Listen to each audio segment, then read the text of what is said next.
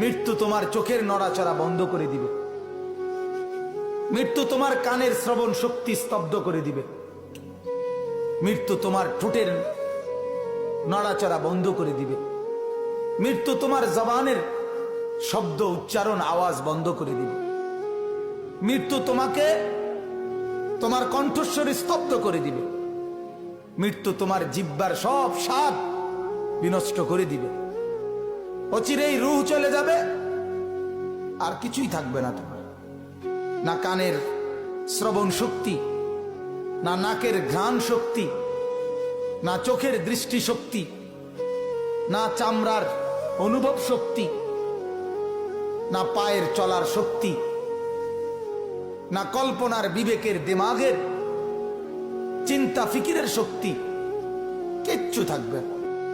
আল্লাহর নবী এটাই বলছেন, সব কিছু নষ্ট করে দেয়, মিনিটে স্তব্ধ করে দেয় যেই জিনিস, সেই মৃত্যুকে বারবার স্মরণ করো, বারবার স্মরণ করো, বারবার স্মরণ করো।